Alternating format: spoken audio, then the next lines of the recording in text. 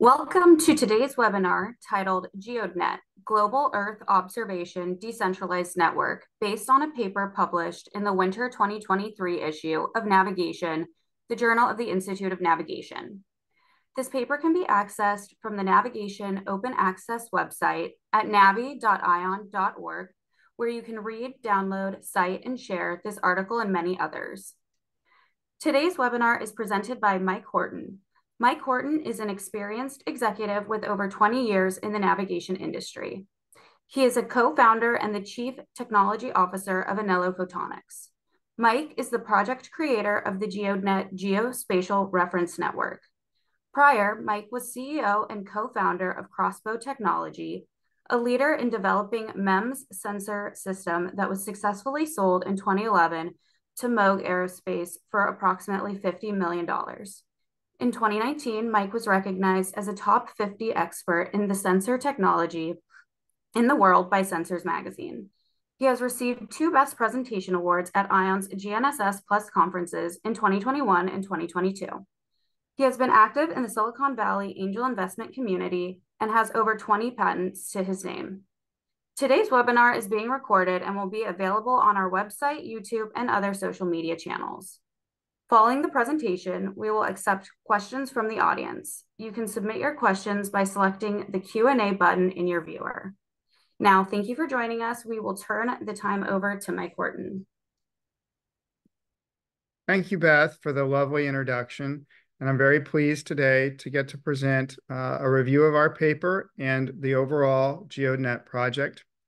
I wanted to give a special shout out to the Institute of Navigation for its support of the satellite navigation community and providing a forum to foster innovative ideas and research concepts in the community. As Beth mentioned, GEODNET is an acronym, and it stands for the Global Earth Observation Decentralized Network. The goal of the GEODNET network is simple, and it's to build the world's largest decentralized RTK network powered by a community of satellite miners. And what this really means is a large-scale global network of highly accurate GNSS reference stations that can be used for a variety of different GNSS-related applications, but we believe that RTK is one of the most powerful and useful applications of the network.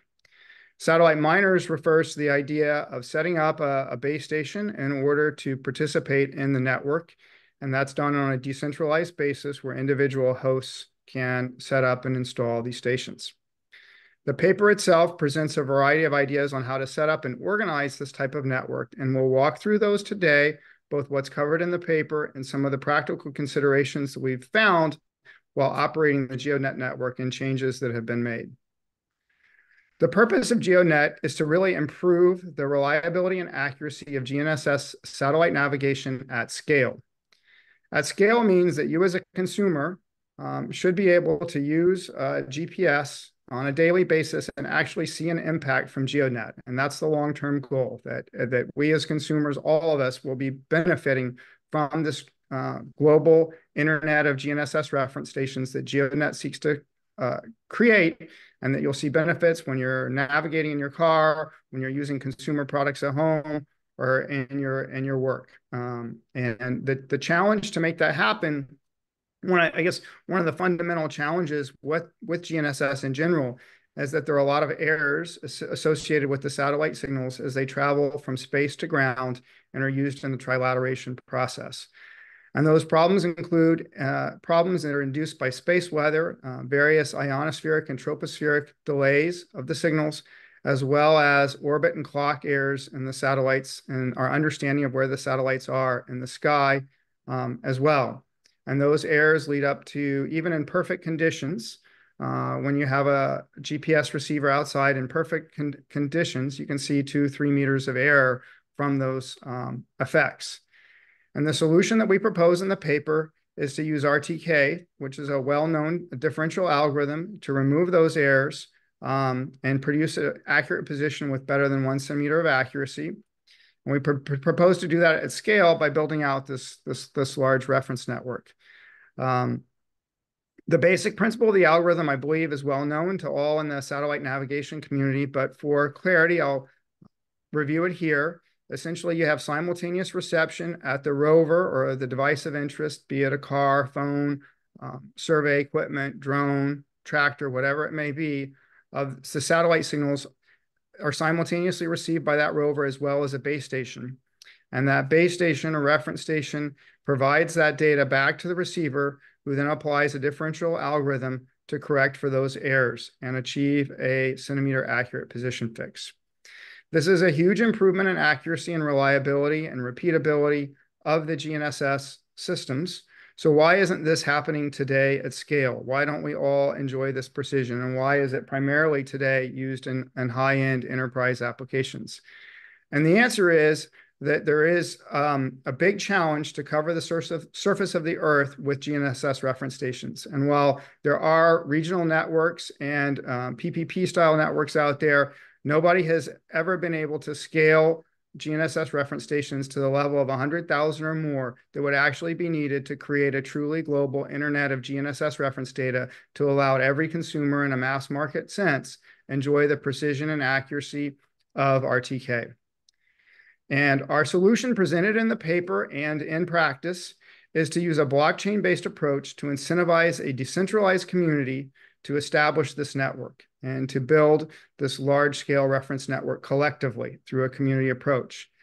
This approach has worked in other contexts, such as wireless networks, and now within the Web3 and blockchain community has an official name and categorization called DePIN.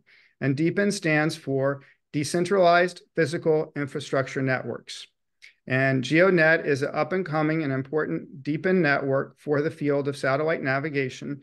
And this paper outlined a number of the technical challenges and implementation details around architecting a DePIN network specifically for the field of satellite navigation. The project is now entering in is a little over 2 years old, and we'll talk, or approaching really 2 years old, depending on when you start the clock. Do you start the clock when we first presented the idea, or do you start the clock when the first GeoDNet station was online? But at any rate, the idea was first presented at ION in St. Louis in September of 2021, where it received Best Presentation. And at that time, we began to deploy some of the first global stations, kind of backbone stations that could be used to support PPP-based approaches. And at that conference, some issues around GNSS security and trust and authenticity of the data were raised. Those were evaluated and incorporated into the paper that has been published.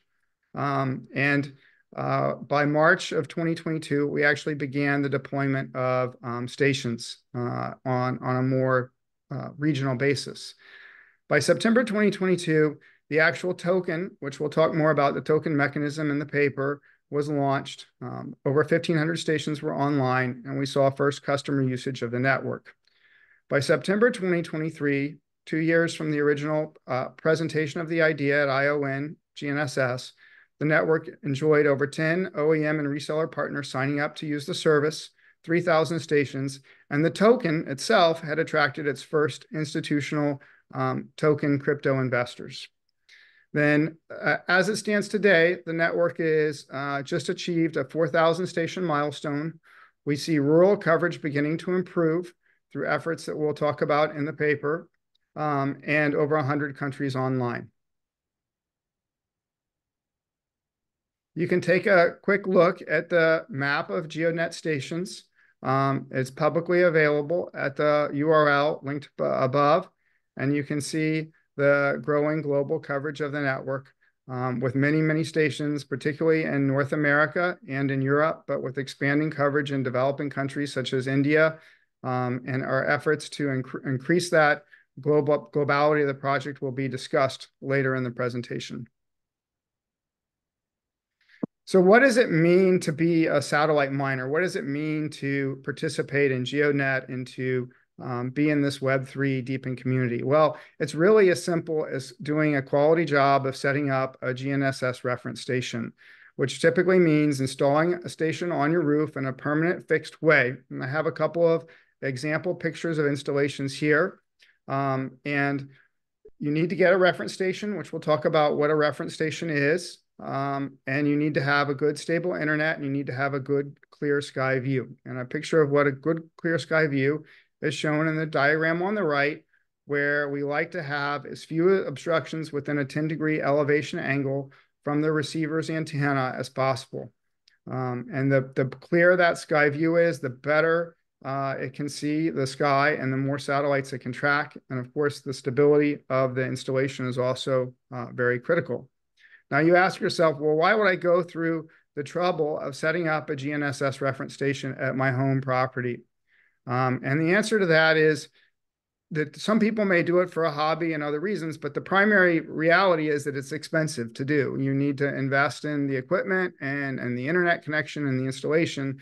So that's where the token mechanism comes in as an incentive to attract people to install these stations and as a way to create utility in the network for people who want to use the data as well. And that's where the GEOD token comes in. And the GEOD token is a live token. You can find it if you just Google on GeoDNet, you'll find lots of sites that track the price and availability of the token. And I just show it here to simply say that this is a real token and a real thing that you can use to mine crypto at your home. And customers use the same system in order to get data, and that when they do that, they acquire data from the GeoDNet Foundation. That in turn does a process called burning the token, which is what supports the market economy of the GeoDNet system. So the paper looks in detail at what are the technical challenges. I mean, the first thing that may come to mind is, well, if people randomly put up GNSS receivers at the home, how can that possibly form a high quality, evenly spaced geodetic reference network? And the paper dives into the aspects of what are the key things that need to happen in order to make that transformation from just a device on people's roof to an actual cohesive, consistent, high quality network. And those 4 key technical challenges include data quality, coverage, trust and security, and decentralization. And so now I'll spend a few minutes talking about each of those technical challenges, what was presented in the paper, and how that's evolved in practice. So the first aspect is to ensure data quality. And really, data quality comes down to 3 aspects: the receiver, the installation, and the internet connection. And starting with the receiver, in the paper, we described a minimum requirement to create a good receiver as being a dual frequency receiver with at least 3 constellations of support. What we found in practice is the vast majority of use cases would like to have a future-proof network. And as this is a brand new geodetic reference network being installed around the world, it made sense to, over time, raise the requirement to actually be a triple frequency receiver and a 4 constellation, and supporting all 4 major constellations, that being GPS, GLONASS, Galileo, and Beidou. And so you'll now see on the network more than 80% of the stations have been upgraded to the triple frequency standard. And going forward, we're ensuring that all hardware should be of triple frequency variety to contribute to the GeoDNet network. We also require the use of an NGS calibrated survey grade antenna. And that is important in making sure that the data can be consistently used and the phase center offset and phase center variation of the antenna is known and understood. We also include in the reference miner specification a need to install a crypto chip. And we'll talk more specifically about why a crypto chip is important in every receiver when we talk about trust and security. And then finally, a sturdy mount, and that is supplied with the reference station. So in order to ensure that consistency of the reference station data, the GeoDNet network has a set of certified miner distributors that, in fact, sell and supply hardware associated with the GeoDNet network. And those distributors are shown in the table on the right-hand side. The next question that comes up and is a big challenge for every reference network that's ever been created, and is certainly a huge challenge to create a global network, is how do you ensure even coverage? It is not useful to have 100 stations in one small area and no stations in another area. The way that RTK works is it relies on being when you want to use RTK corrections or any sort of GNSS high precision algorithm relies on there always being a good number of nearby stations. So you need to have these stations evenly distributed over the Earth. In the paper, we presented a proof of accuracy formula that included location incentives as well in it. So it contemplated a whole bunch of different factors, including the signal quality and the number of satellites, but also the distance between stations. And while that formula is essentially at the core of what we do for the signal quality metrics and signal quality based rewards, we found that that would be quite confusing actually to determine whether or not a location is a good location and a needed location for actually quickly looking at a map and determining whether or not a coverage is needed in a certain area. So instead, we turned to using a hex system. And the hex system was actually invented by Uber, and it's a set of a hierarchical set of hexes that you can use to cover the Earth with different hex sizes. And so when you think about a geodetic reference network, ideally you would have one station per at least every 20 kilometers, and that corresponds to a H4 hex size, and that's what's shown in the blue highlighted region. Now, when thinking about incentivizing people to deploy these stations, we decided a smaller hex size would be useful in order to make sure that there's redundancy in the network and that there's adequate coverage to have the best possible performance. So the reward system around the GeoD token is set up around the H5 hex size, which is an 8.5 kilometer edge. And we use that to allocate rewards and spread them out over the globe. So each individual H5 hex has a set of potential rewards to be distributed through the blockchain. And the first station into that hex has the opportunity to earn a kind of first mover reward that will protect them from additional stations entering that hex and diluting it. And that's what we call our location NFT. We further use the larger hex size to incentivize growth of coverage in areas that might be more difficult to find locations in. And that is what we call a super hex. So instead of using a purely mathematical approach, we are using a more hierarchical approach that's easy to visualize and see where should stations be installed. Another change from the initial paper published was what's called a 2-year token halving cycle. And this is really the rate at which tokens are emitted from the network and how often is that reduced.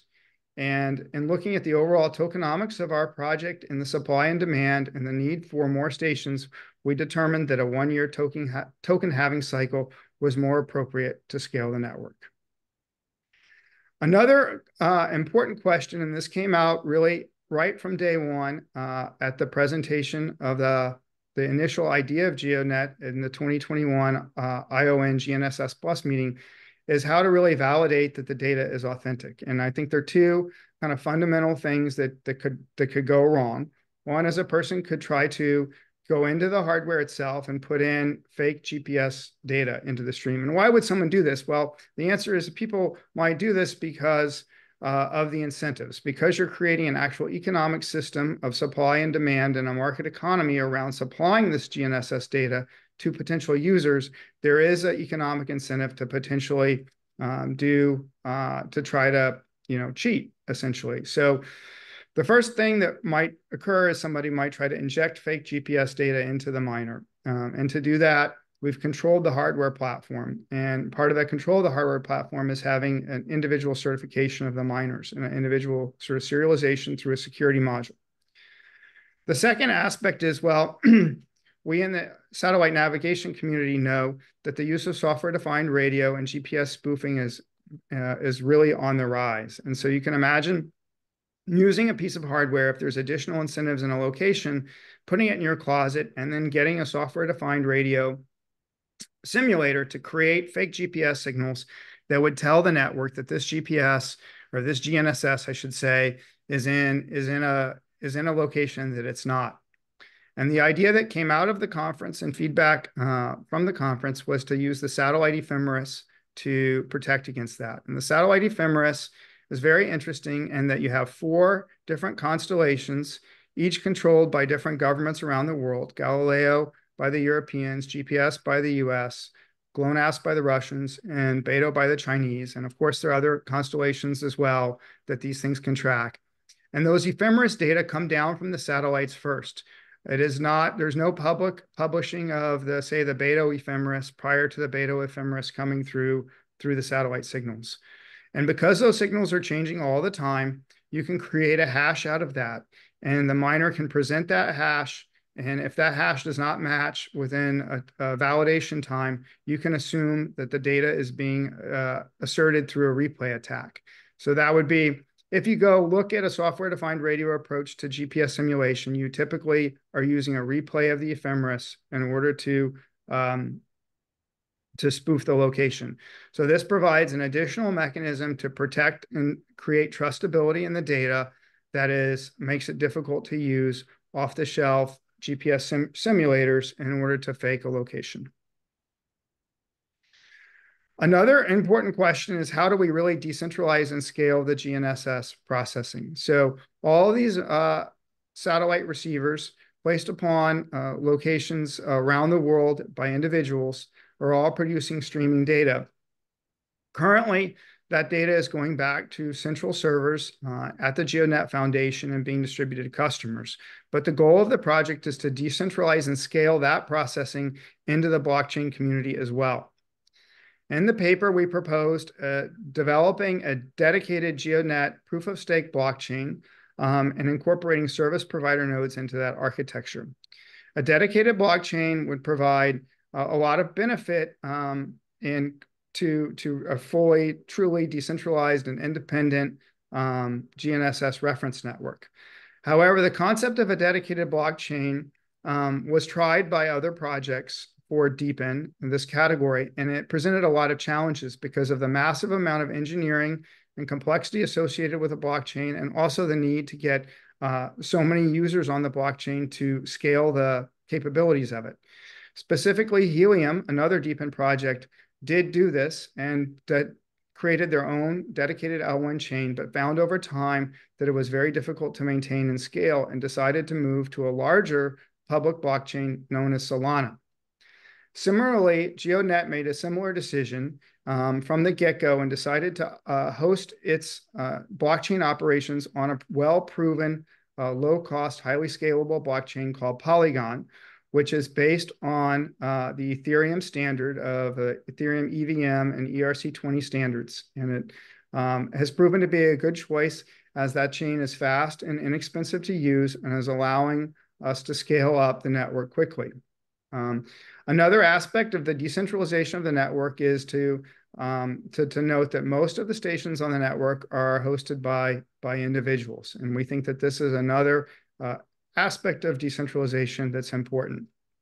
Most of the stations are not run by institutions. They're run by individuals. One aspect, though, that is called out in the paper that remains on our roadmap that we think is quite important is to actually distribute the data through decentralized servers. So currently, the GNSS reference stations on the GeoDNet network all stream data back to a set of centralized servers, about 14 of them, in fact, maintained by the GeoDNet Foundation. And as the network grows, that will become increasingly expensive and also potentially increasingly fragile.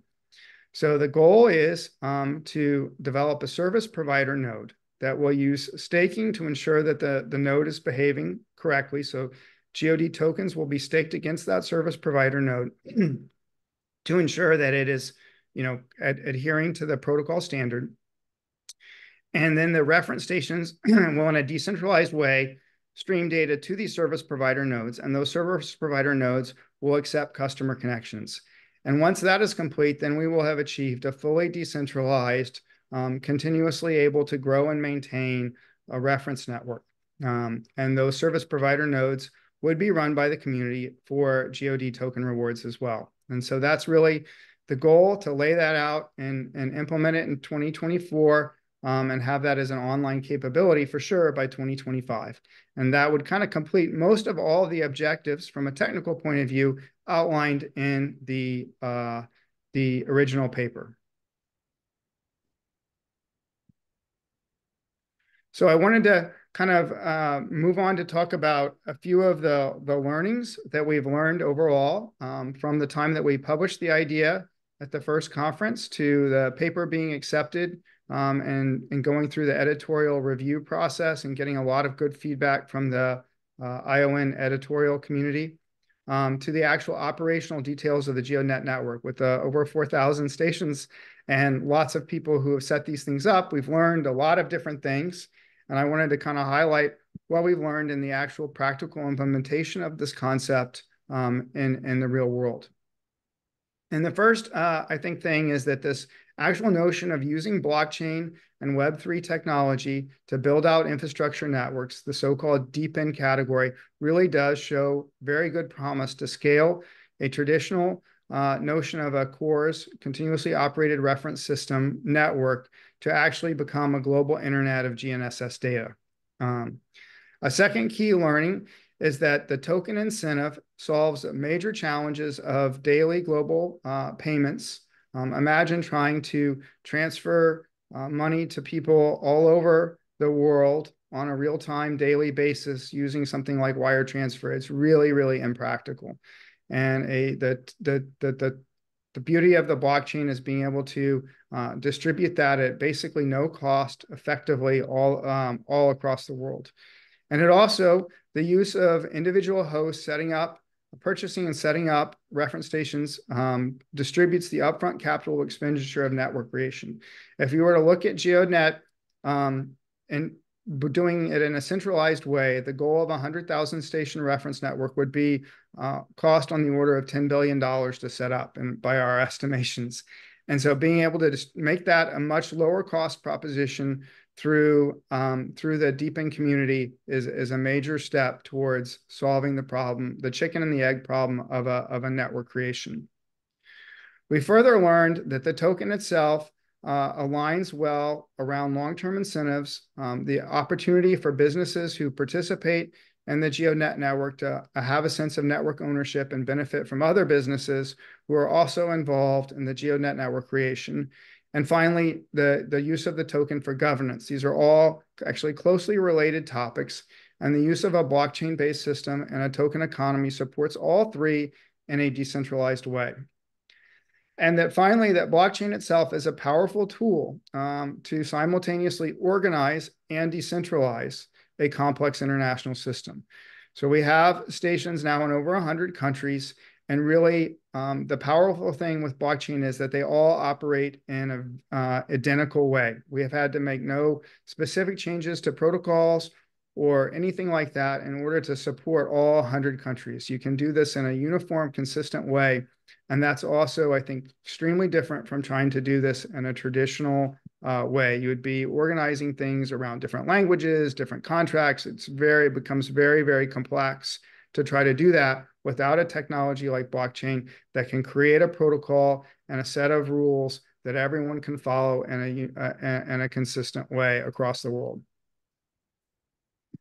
GeoDNet has grown a lot since its introduction and has received some favorable news coverage in magazines and websites that are closely related to the field of satellite navigation, including American Surveyor, GPS World, and Inside GNSS. And so we're really excited about the future and truly appreciate the support of both the Web3 and the satellite navigation community and the development of this network. And with that, I open it up to a Q&A and provide contact information. We really welcome participation. It is an open project from research institutes, from individuals, from businesses who are interested in the field of high-precision satellite navigation.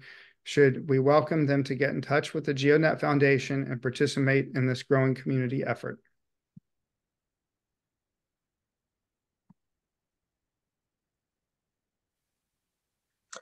Okay, well, thank you so much for this great presentation, Mike. We do have a couple of questions here that we'll get to. And if you'd like, you can also open up the Q&A tab and follow along here. But the first question we have is, what happens if there's GNSS interference? So the GNSS reference network is a great tool to track and determine where GNSS interference is. Unfortunately, the receivers themselves are just GNSS receivers like any other GNSS receiver, so they are subject to interference. And this is becoming an increasingly urgent problem, and not one that can be solved purely by a reference network. It has to be solved by other developments in the community. But what is powerful about the GeoDNet network is it provides visibility to this at a scale that hasn't been available before. And I'd encourage people to look at some of the stations on the GeoDNet network, particularly like in the Israel area right now. You can actually see that there is active interference going on. You can see that that the number of satellites that are visible on some of those stations is very low, and that is because there is active interference and jamming going on in that region. I can assure you that those stations in nominal conditions have over 40 satellites. I mean, they're well installed, yet because of interference, they're seeing that. So we do have plans to start to use the network to help people understand where interference is occurring and where mitigation needs to occur. But the network itself can't inherently solve the problem. Great, thank you. We have a question here from Peter who asks, centimeter level positioning across a network area requires that all stations have accurate and consistent antenna reference coordinates. How is this achieved? Hi, Peter, that's a great question. The part of that back-end processing that is currently centralized, which we have a goal of decentralizing, every station as it comes online goes through the PPP process. So we actually use, through a collaboration with NRCan, which is the Canadian Geospatial Research Institute, National Resources Canada, allows us to push our station data into their system to establish PPP-based reference station coordinates for all the stations. And so we're a heavy user of the NRCan service today to establish those reference coordinates and make sure that all the stations have their initial coordinates set correctly. We then, on top of that, have an active monitoring system that monitors the stations for movement. And if the station does move, they're taken offline and the coordinate is recalculated. And that all happens on a real-time basis. And that's all part of the technology that will go into the service provider node. So as we try to decentralize that, we need to bring that technology into the GeoDNet software stack as well. In order to facilitate the development of that, we have been relying on a collaboration with Geosciences Australia, and they have published a wonderful open source package called GNON. And we have been actively working with GNON as well as other researchers in the community to develop a real-time PPP solution that can be embedded into the service provider node so that coordinate determination and coordinate monitoring process can be decentralized as well. Great question. Okay, great. We have another question here that asks about RTK data being sent to users. So what data correction format and what communication protocol is used? So we support standards, and the standard today for RTK correction data is NTRIP and the RTCM MSM 4 and 7 message standards. GeoDNet supports those standards, and there is a web page on the GeoDNet website. Just go to geodnet.com/NTRIP, NTRIP, and you can request an NTRIP account for trial usage. Okay, question here from Fabio who asks, have you been in contact with anyone in the aviation industry? Seems there's use cases for this project's data, specifically regarding upcoming entrants like UAVs for deliveries and that sort of thing. Yes, we agree with that, and we are looking into that. We haven't done a lot in the aviation space yet with respect to the civil airspace kind of considerations that you're thinking about. However, the use of RTK and the use of GeoDNet for drone applications is one of the most popular use cases. So now drones that support RTK are readily available, and it's very, very easy to connect those drones to the GeoDNet network. In fact, we'll be publishing some videos shortly showing the process. There is already one great community-driven video on the GeoDNet YouTube channel that shows you how to do that. It's actually something that you can accomplish in a matter of seconds. And that allows your drone to operate, to fly better, to hover, within the size of typically like a golf ball sized hovering capability. So really tight hovering, as well as,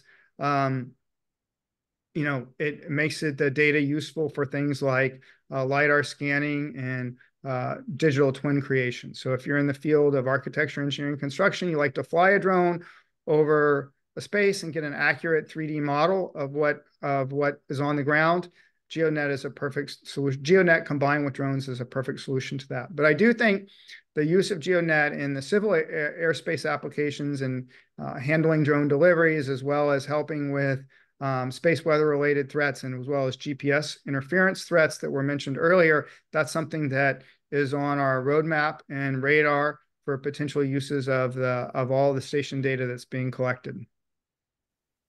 Okay, there's a question here for the revenue model. So who pays for the service and how is revenue generated? So the service is available for people to use but it is not free. And there are two basic ways that folks can acquire data from the GeoDNet Foundation. And the first model is that you can acquire it on a wholesale basis. So if you have a need for more than 100 stations worth of data, you can acquire that data on a wholesale basis from the foundation and use it for whatever purposes that you may have, which might be, for example, scientific monitoring. It could be running a PPP-based network. It could be augmenting an existing network that you already have on the ground. Any of those types of applications are fine. And you just acquire that data directly from the foundation. The second model is a revenue share model, where you have access to the entire GeoDNet network of all stations. And in that case, you don't pay anything up front to use the data, but as your business sells subscriptions to customers who are using the data, you split the revenue that's obtained from that 50-50 with the foundation. All of the data service revenue that comes into the foundation, 80% of that revenue, 80% of it is used to buy back tokens off the marketplace. So we call that buyback and burn. And so there's an 80% buyback and burn rate associated with the project. The remaining 20% of the revenue that comes into the foundation is used to support the foundation's operational needs, which are pretty modest because it's a decentralized project. But there are, of course, certain needs that that any organization needs. And so that 20% is used to offset those costs. Okay, great. I think we have one final question here we'll ask, and then after your answer, we'll turn it over to Beth. But what happens if a GeoDNet station host moves? How do you account for that? So that's back to Piotr's question earlier. We are not only are we positioning the stations accurately so they can be used in a geodetic reference network, we're also monitoring them. So we will detect that a station has been moved in real time, and it will be taken offline. And when the station is reestablished in a new location, it will automatically be repositioned and entered back into the network. So this is handled in a seamless way by the network.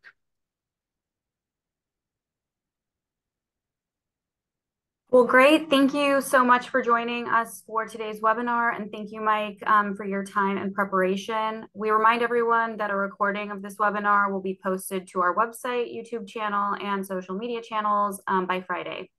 So thank you again, and we look forward to having everyone join us for a future ION webinar.